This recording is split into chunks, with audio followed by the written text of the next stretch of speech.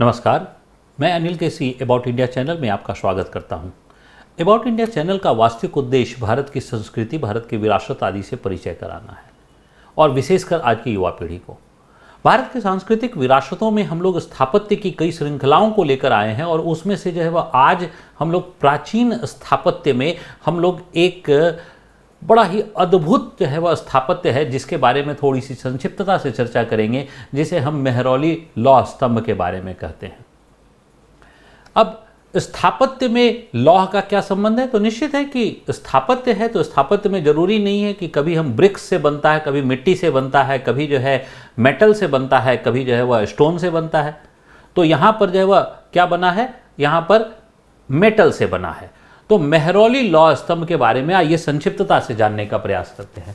पहली बात है कि मेहरौली लौह स्तंभ जो है वह कहाँ है? तो मेहरौली लौह स्तंभ दिल्ली में, और दिल्ली में कुतुब मीनार के पास जो कुतुब मीनार है, उस कुतुब मीनार के प्रांगण में जो है वह यह स्थित है और इसे ही मेहरौली लौह स्तंभ या दिल्ली लौह स्तंभ के नाम से जाना जाता है, जिसकी चित्र जो है वह यहाँ पर दी हुई है। और ये कुव्वतुल इस्लाम मॉस्क का जो परिसर है अभी वहीं पर जो है वह स्थित है। अब देखिए कि ये जो है वह दिल्ली में जो लौह स्तंभ है उसका जो है वह वही कुव्वतुल इस्लाम मॉस्क के पास जो है वह है, और इसको कुतुब मीनार के एंगल से जो है वह देखा जाए तो कुतुब मीनार के साथ का यह जो है वह चित्र जो है वह है। अब देखिए, दिल्ली के जो संस्थापक माने जाते हैं, यानी जो दिल्ली शहर है उसके संस्थापक माने जाते हैं अनंगपाल। ठीक है, तो अनंगपाल जो है संस्थापक हैं और इन्होंने जो है वह 1050 ईस्वी में यहाँ पर पहले से एक विष्णु मंदिर जो है वह बना हुआ था और उस विष्णु मंदिर में उन्होंने जो है वह स्थापित कराया था। किसके? इस लौह स्तंभ को। कहाँ से लाया था इसके बारे में कोई चर्चा जो है वह प्राप्त नहीं होती है, लेकिन निश्चित है कि कहीं से वो लाकर इस विष्णु मंदिर में स्थापित कराया था, यानी ये कहीं बना होगा पहले कहीं दूसरी जगह पर और यहाँ लाकर स्थापित किया गया जो 1050 में। क्यों स्थापित किया था? तो विष्णु मंदिर था और इसके शीर्ष पर जो है वह गरुड़ की आकृति बनी हुई थी। तो गरुड़ भगवान का संबंध जो है वो विष्णु भगवान से है, क्योंकि उनके गरुड़ जो है वह विष्णु भगवान के वाहन माने जाते हैं, इसलिए जो है वह ये यहाँ लाया गया था और इसी कारण इसे गरुड़ स्तंभ भी कहा जाता है। अब मान्यता यह है कि गुप्त वंश के शासक चंद्रगुप्त विक्रमादित्य, जिसे चंद्रगुप्त द्वितीय भी कहा जाता है, उन्होंने ही दरअसल इस लौह स्तंभ का निर्माण करवाया था। तो वह काल क्या है? तो 375 से 413 एडी ईस्वी पूर्व, इसका मतलब है आज से 1600 साल पहले। तो ये जो लौह स्तंभ है ये कब का है? आज से 1600 साल पहले का है और इसका निर्माण करवाया था, क्योंकि इस पर चंद्रगुप्त द्वितीय का ही एक अभिलेख है, एक इंस्क्रिप्शन जो है वह यहाँ उत्कीर्णित है। तो निश्चित है कि जिसने जो है वह बनवाएगा वह जो है वह उत्कीर्णित करेगा, और जो है वह अगर किसी दूसरे ने बनवाया होता तो अपना जो है वह नाम वो उत्कीर्णित करता। इसलिए जो है वह यह हम अधिकांश रूप से यही स्वीकार किया जाता है कि यह चंद्रगुप्त द्वितीय के काल का है और उन्होंने। हालांकि कुछ इतिहासकार इसमें थोड़ा सा जो है वह डिफरेंट व्यू रखते हैं और उनमें से कुछ इतिहासकार मानते हैं कि यह 912 ईस्वी पूर्व यानी बीसी का है, लेकिन ये बोलते तो हैं लेकिन उसके बारे में कोई ठोस प्रमाण नहीं दे पाते हैं कि हाँ ये कैसे जो है वह 912 ईस्वी का है। इसलिए ज़्यादातर संभावना जो है वह यही है कि ये चंद्रगुप्त द्वितीय के काल में जो है वह बना हुआ है। और इस पर जो ये इंस्क्रिप्शंस है यही इंस्क्रिप्शंस है और इसी इंस्क्रिप्शंस को जो है वह जो इस पे खुदा हुआ है, तो निश्चित है कि जिस प्रकार दिख रहा है वह निश्चित तौर पर उसी काल में इसका इंस्क्रिप्शन हुआ होगा जब यह जो है वह बना होगा। कोई अगर पेस्टिंग होती तो जो है वह हम लोग ये कह भी सकते हैं कि बाद में कोई कर दिया गया हो, लेकिन ये जो है इंस्क्रिप्शन जो है बिना लोहे को गलाए हुए ये इंस्क्रिप्शन जो है वह किए नहीं जा सकते हैं। तो लोहा गलाया कब गया होगा? इसके निर्माण के दौरान में ही तो ये जो है वह बना।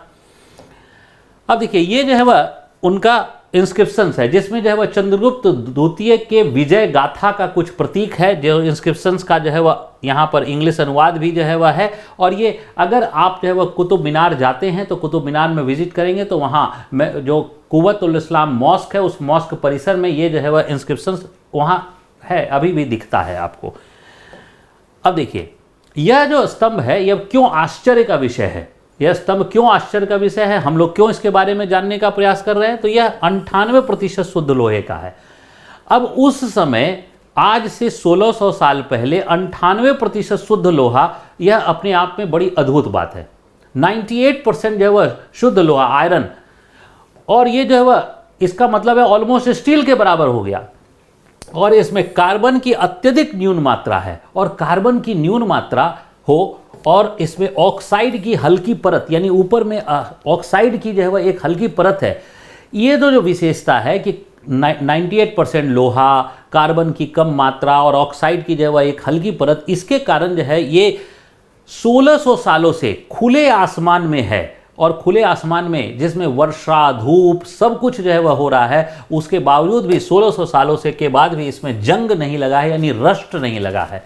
ये रस्ट प्रूफ है। अब यह आश्चर्य का विषय है कि 1600 साल से रस्ट प्रूफ कैसे हो सकता है। आज हम लोग लोहा जो है वह किसी जो आज जो है वह अच्छे से अच्छे स्टील प्लांट में, टाटा स्टील प्लांट हो या जो है वह भिलाई स्टील प्लांट हो, उसके लोहे को भी बाहर जो है अगर हम रख दें तो जो है वह 2-3 सालों में जो है वह जंग लग जाते हैं। और ये 1600 साल से जंग जो है वह नहीं लगा है।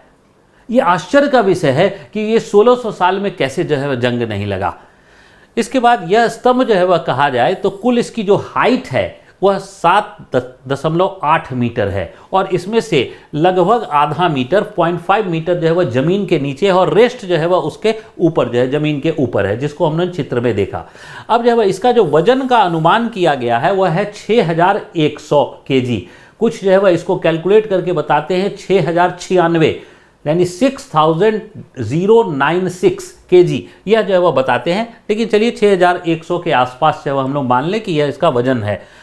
और मान्यता है कि यह बना कैसे, तो मान्यता है कि 20 से 30 केजी के शुद्ध लोहे के टुकड़ों को इकट्ठा किया जाता था और फिर उसका जोड़ दिया जाता था। यानी 20 से 30 केजी के टुकड़े को जोड़ा गया, फिर जो है 20 से 30 केजी के टुकड़े को जोड़ा गया, फिर 20 से 30 केजी के टुकड़े को जोड़ा गया, और धीरे धीरे टुकड़े को जोड़ जोड़कर बड़ा किया गया। और जो जोड़ के बड़ा किया गया, इसके बाद भी मेटलर्जी साइंस है कि इसके बाद भी इस स्तंभ को ऐसा बनाया गया है कि कहीं भी जोड़ दिखाई नहीं देता है, पहला। और ऐसा है कि ये 19th सेंचुरी तक इतने बड़ा स्तंभ जो है वह विश्व में नहीं बनाया जा सकता था। जो यूरोप की बात कर रहे हैं हम लोग, यूरोप और अमेरिका में अर्ली 19th सेंचुरी तक इतना बड़ा स्तंभ नहीं बन सकता था लोहे का, किसी भी जो है वह स्टील प्लांट में। लेकिन ये 1600 साल पहले बन गया। अब उस समय के धातु विज्ञान यानी मेटलर्जिकल जो साइंस है उसकी ओर भी जो है वह बता रहा है कि वो बहुत विकसित अवस्था में थी। यह जो है वह स्तंभ का डायग्राम है, जिसमें जो है वह ये प्लेन सरफेस है, ये पूरा सरफेस, अधिकांश जो हिस्सा है ये प्लेन सरफेस, और ये प्लेटफॉर्म बना हुआ है, और यही हिस्सा जो है ज़मीन के नीचे है। ये ज़मीन के नीचे का हिस्सा है। इसका जो ऊपर का जो हिस्सा है, ये ऊपर का हिस्सा जो है वो डेकोरेटेड है, और उसका जो डेकोरेशन है उसका डायग्राम है कि किस प्रकार इसका डेकोरेशन जो है किया गया है। कहीं सिलेंड्रिकल जो है वह इस्तेमाल किया गया है, कहीं जो है वह कर्व का इस्तेमाल किया गया है, कहीं बेल्स का इस्तेमाल, डेकोरेटिव बेल्स का इस्तेमाल किया गया है। इस प्रकार जो है वह ये स्तंभ बनाया गया। और ये स्तंभ बनाया कैसे गया होगा, इसका जो है वह एक अनुमान किया गया है। तो ये कि ये वह एक लौह स्तंभ, और यहाँ पर जो है वह क्या है, ये 20 से 30 केजी का लोहा जोड़ दिया गया, इसकी हाइट बढ़ गई, फिर से 20 से 30 केजी का लोहा जोड़ दिया गया, अब इसकी हाइट बढ़ गई, फिर से 20 केजी का लोहा जोड़ दिया गया, हाइट बढ़ गई 20 से 30 केजी का जोड़। इस प्रकार से ऐसे जो है ये लगभग 8 मीटर तक ये लोहे को जो है वह, यानी लगभग जो है वह 24-25 फीट तक जो है वह इस लोहे को जो है वह इस प्रकार से, और यहाँ फर्नेस था, इस फर्नेस जो है वह से नीचे जो है वह गर्म किया जाता था, जिससे जो है वह लोहा पिघल कर जो है वह अपनी जोड़ों को क्या कर रहा था, समाप्त कर रहा था, और जोड़ जो है वह उसमें आज भी दिखाई नहीं देते हैं। तो ये जो है वह उस समय के बनाने की तकनीक का कुछ जो है वह एक संक्षिप्त में जो है वह एक डायग्राम भी जो है वह हम लोग देख सकते हैं। लौह स्तंभ के बारे में संक्षिप्त जानकारी यहीं तक। मैं अनिल केसरी आपका धन्यवाद करता हूं। जय हिंद।